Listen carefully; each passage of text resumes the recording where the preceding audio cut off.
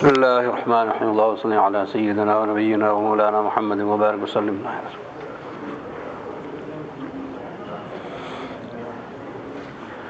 الحمد لله العزيز الأكبر لا راد لما قضاه ولا دافع لما قدر، وأشهد أن لا إله إلا الله وحده لا شريك له، وأشهد أن سيدنا ونبينا ومولانا محمدا عبده ورسوله.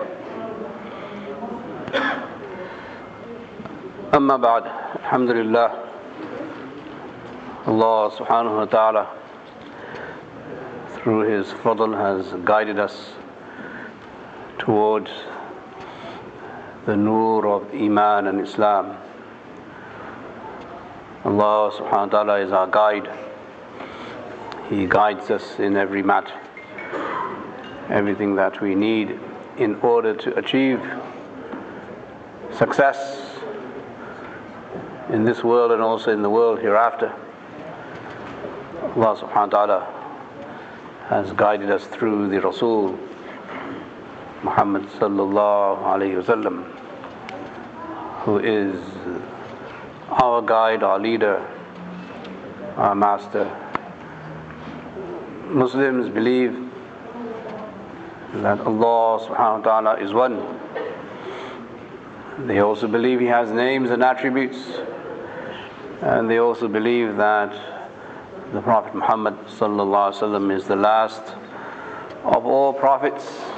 After him there is no prophet, and there is no prophethood either. And there is no nabuwah, there is no wahi after the Rasūl Muhammad sallallahu alaihi wasallam. We must appreciate this aqeedah in the context of where we live today. We live in the US of A, that's why we're here, and the understanding we have is that there are so many different forms of theories, philosophies, ideals and ideologies out there. Sometimes it might be confusing to a Muslim person going to college, university, or reading books as to where Islam fits into all of these ideologies. Where can we take from one, borrow from another, reduce something in Islam and replace it with another, and so on. So we must understand and appreciate that Islam is wholesome, it is complete. It does not need any other ideology in order to help it exist. It exists by itself. Any other ideology that is added on to Islam, other ideologies are no doubt sometimes significant. They may even be useful in the planning of our affairs in the world, but they do not define or determine what Islam is. Islam, as I said, is wholesome, it is complete, and that is the meaning of this phrase, aqeedah, that there is no nabuwah, prophethood, wahi, after Muhammad sallallahu alaihi wasallam. Meaning that what Allah gave him is complete. It's also perfect, which the Quran says, Al-yawma akmaltu lakum deenakum. Today I have perfected for you your deen. There's no imperfection there. And also, وَأَتْمَمْتُ عَلَيْكُمْ نِعْمَتِي, I have completed my favor upon you with Islam. It doesn't need any supplementary, complementary ideas in order to be Islam. So we living here, going to school here, reading books here, working with corporate America, working with academic America, working in the business world here in this country, we are bombarded with different ideas, ideologies and theories and philosophies all the time, every day. Not just through the news media, but also through our colleagues and also through Muslim people.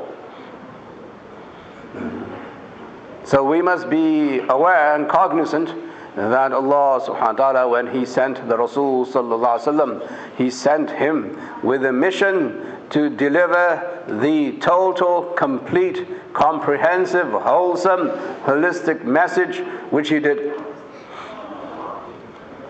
If we assume that Islam needs reform, reconstruction, it needs an added element or further investigation, then those ayat of the Quran will be wrong, they'll be false. And the idea that there is no wahi after the Prophet ﷺ will also be wrong. Because now you're opening the doors to saying that Islam needs a supplement. Islam doesn't need any further completion. It is the Muslim who needs completion. It is not the ideology and the theory and the aqidah that is Islam that needs assistance. It is the Muslim who needs assistance. So we must believe that we are in need of guidance from Allah all the time. That we are indebted to the Rasūl sallallahu alaihi wasallam for guiding us onto the path that leads us towards salvation. And it is the message of salvation which is the most important message in Nubuwwah. That the Rasūl sallallahu alaihi wasallam initially, primarily, came to focus on a person's najat and salvation after he dies. What happens in this world happens. But what happens in the other world is based on wahi. You can have forecasts. You can forecast the weather and say this might happen tomorrow or next week. Usually is right nowadays. Sometimes wrong. You can forecast the economy. You can even forecast politics. And you can forecast other events in the world based on your experience or the reading of history. But you cannot forecast what happens to you after you die. For that you need knowledge. And knowledge is not about speculation. I speculate after I die, this will happen to me. That's not knowledge. So who gives you concrete knowledge of what's going to happen to you after you die? It is the Nabi. It is the Rasūl. It is Muhammad sallallahu alaihi wasallam who came and told us this is what's going to happen to us after we die. That is concrete knowledge. That is not debatable. Why? Because the human mind is not able to grasp the realities of the other world. The human mind stops here in this world. It won't penetrate into the next world. So that is why when you want to reform, reconstruct, rearrange Islam through other ideologies, you have to make sure that your theory of salvation is intact. You have to make sure that nothing you say or do about Islam, regarding Islam, is going to jeopardize your salvation in front of Allah subhanahu wa ta'ala, that on the Day of Judgment, if Allah asks me why did I say this, then I should have an answer. Then you won't have an answer if it is not reported from the Prophet sallallahu alaihi wasallam. If it's not authentic from the Prophet sallallahu alaihi wasallam that this is what he said and this is what he wanted us to believe as an ideology, as a theory, as an aqidah, I'm using all these words so that you understand that Islam first and foremost is about a faith belief system. That these are articles of faith. This is what we believe in. In order to be a Muslim, I must believe in certain realities, not assumptions, not speculations, not falsehoods. They have to be realities. They're called haqq.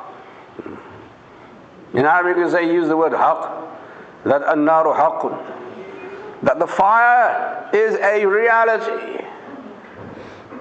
Meaning on the Day of Judgment there will be a fire. It is a reality, it's a haqq. It is not left to the human imagination to debate, or maybe there is, maybe there isn't, or maybe it's going to be this way and not this way.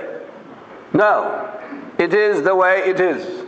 So we believe in certain haqa'iq, certain realities that exist.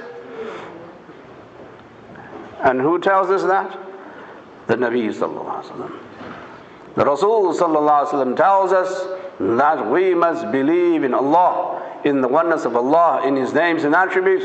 We must believe that He is the last Nabi. We must believe the Quran is the eternal truth. We must believe that after we die, there is reckoning, there is hisab, and there is a day of judgment, and there is Jannah, and there is Jahannam. We must believe in these realities in order to qualify to be a Muslim. Even before you get to the table, these are the prerequisites. Why am I saying this? Because there's a huge trend amongst Muslims in this country and perhaps the rest of the world too. And we want to modify Islam. We want to reduce this from Islam and replace it with something else. We want to add on, we want to subtract, we want to reform, we want to reconstruct, we want to reconfigure, recollaborate, rethink. If we are doing that, then we are claiming that we have wahi. Then we're claiming we are Nabi, which is false. There is no Nabuwa and there is no wahi after the Prophet ﷺ left this world. It's finished, khalas. That's the end of the story. So we have to be careful how we represent ourselves in front of people when people come and say that maybe Muslims should look at this. I'm not talking about the media. What the media says, as you know, it's a different story. We won't go there. I'm saying your colleagues at work, people in the community over dinner, in events, Muslims talking to Muslims, say that Islam should be like this and Islam should be like this.